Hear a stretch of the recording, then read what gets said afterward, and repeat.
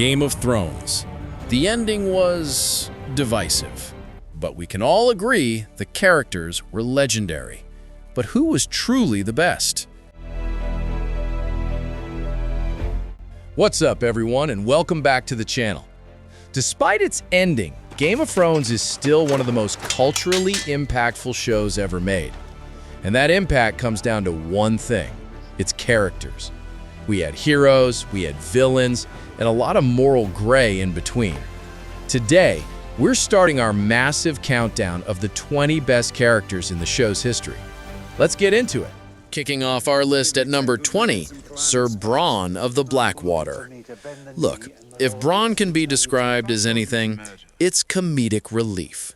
He's a competent warrior with a tongue as sharp as his sword, but let's be honest, his scenes are just funny.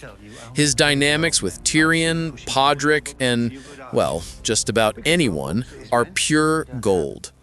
He's not higher on this list because there isn't a ton of dramatic substance to him, but for the sheer enjoyment he brings, he absolutely cracks the top 20. Coming in at number 19, Jorah Mormont. Jorah is a classic Game of Thrones character, complex and deeply flawed. He was exiled for selling slaves, but his loyalty to Daenerys never wavered. He was a rare man of honor in that sense. Between his unrequited love for Dany, his brutal battle with Grayscale, and his tragic heroic death, the guy is incredibly sympathetic. He doesn't rank higher simply because he has less focus than others, especially in seasons 6 and 7, but still, a fantastic character. At number 18, we have the one true king, Stannis Baratheon. Stannis is so compelling because he's one of the few truly honorable men, at least at first. He only gets involved when he discovers his genuine claim to the throne. But then, his rigid devotion and his reliance on the Lord of Light led to one of the most horrific and unforgettable scenes in the entire show: the murder of his own daughter. He perfectly shows what Game of Thrones does best: moral grayness. For number 17, we have Robert Baratheon. This guy was only in season 1, which just proves how great his impact was. Mark Addy was perfect. He had that royal authority, but also the hilarious comedy of an old war buddy with Ned. He's a man who used to be one of the greatest warriors, but by season 1, he just wants to live his life and couldn't care less about politics. It makes him surprisingly human. His death was the spark that lit the whole fire. At number 16, the Onion Knight, Sir Davos Seaworth. Davos is honestly the best of both worlds. He's got the quick wit of Bronn and the kind-hearted loyalty of Jorah. It makes him so easy to like, whether he's serving Stannis or Jon Snow. And unlike Bronn, he has real dramatic depth. His backstory, his love for Shireen, and that scene where he confronts Melisandre about her death, chills. One of the best dramatic moments in the entire show. A genuinely good man. Next up at number 15, the Red Viper, Oberyn Martell. Another character with short screen time, but insane impact. When Pedro Pascal first shows up, he's all swagger and confidence, almost unbearable. But then he bonds with Tyrion, and we learn his real motivation: vengeance. His duel against the Mountain isn't just one of the best fights in the show, it's one of the most shocking and brutal moments in TV history. His lack of screen time is the only thing keeping him from the top 10. At number 14, we have the king everyone loved to hate, Joffrey Baratheon. Joffrey is proof that the best character doesn't mean the nicest. For 3 straight seasons, he was maybe the most hated character in television history. And that's all thanks to Jack Gleeson's impeccable performance. From his petulant tantrums to his truly startling, dark cruelty, we loathed him, and we loved loathing him. As a villain, he's just top tier. Coming in at number 13, the Queen in the North, Sansa Stark. Sansa's strength is her transformation. No other character on this part of the list changes as much as she does. She starts as a naive, spoiled girl who just wants to live in a fairy tale. And she slowly grows into a cold, cunning, and competent leader, a true player of the game. Sophie Turner perfectly took her from an annoying child to the queen of an independent North, a brilliant and realistic character arc. At number 12, Sir Brienne of Tarth. Brienne is just a sheer force of will. She is smart, honorable, loyal, kind, and an absolute badass in a fight. She's an underdog, constantly fighting against a world that doesn't respect her as a woman knight, which makes her so easy to root for. Her relationship with Catelyn, and especially her complex bond with Jaime Lannister, are two of the best in the entire show. Plus, her fight against the Hound is an all-timer. And fittingly, right after Brienne, at number 11, the Hound, Sandor Clegane. The Hound is so complex. He starts as a terrifying, cynical lapdog for Joffrey, but then he defends Sansa. He tells Joffrey, well, you know, and suddenly he's one of the most sympathetic characters.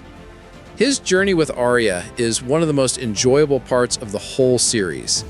He's straightforward, has the best one-liners, and his tragic history with his brother leads to one of the few satisfying conclusions in the final season.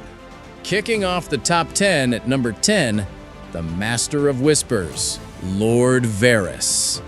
Varys is so fascinating. Is he a good guy? Is he a bad guy? He understands the true nature of power.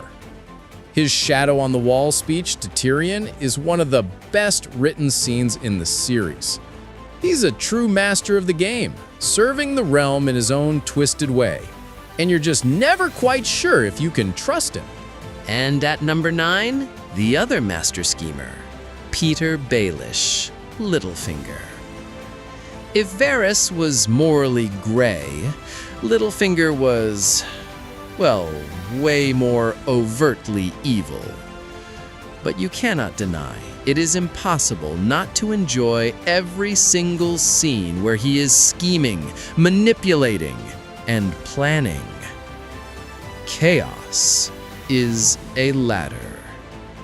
He sets so many of the show's most shocking moments into motion, all from the shadows.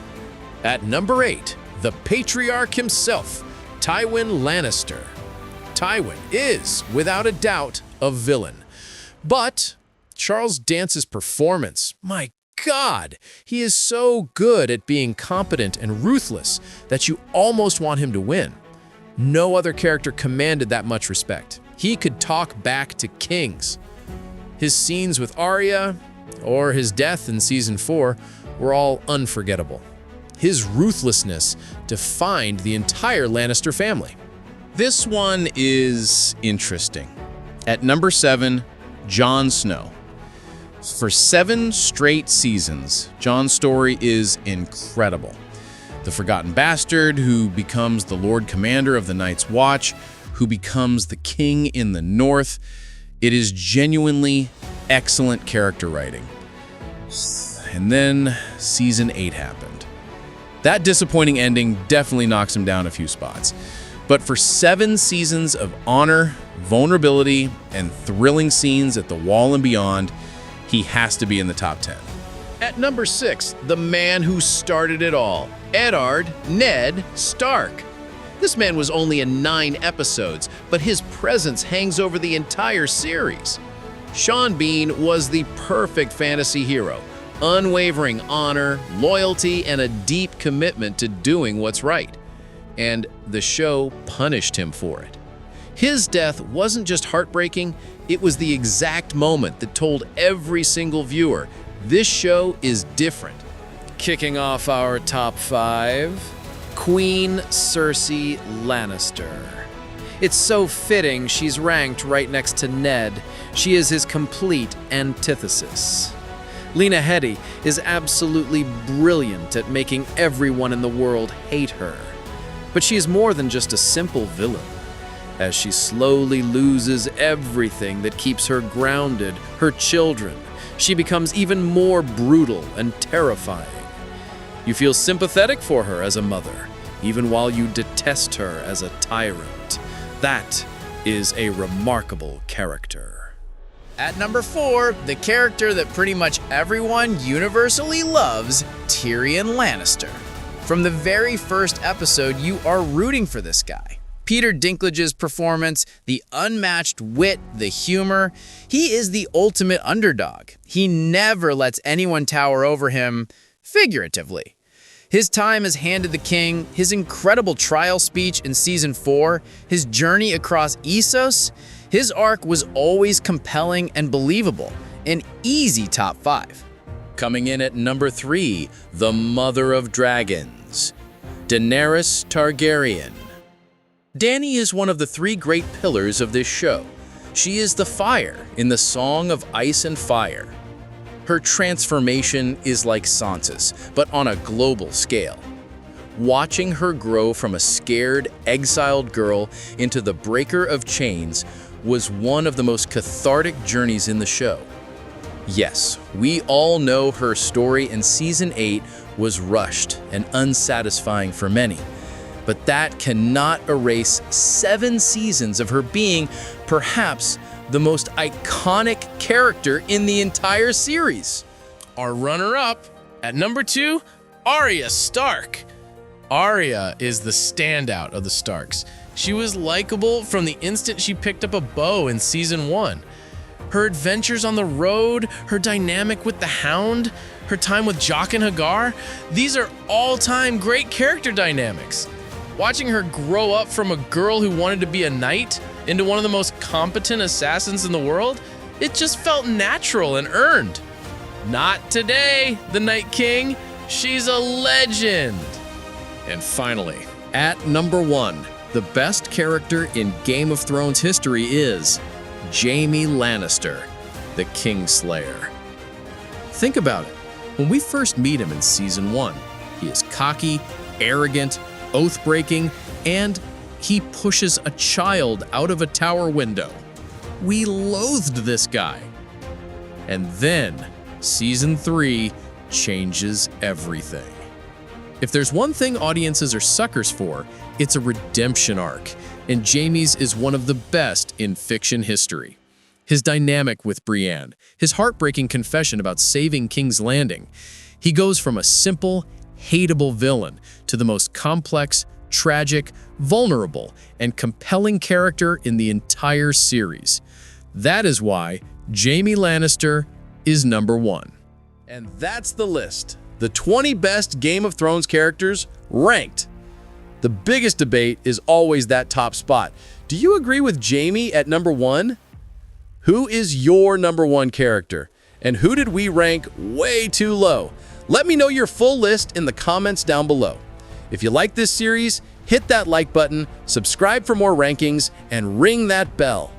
Thanks for watching. See you in the next one.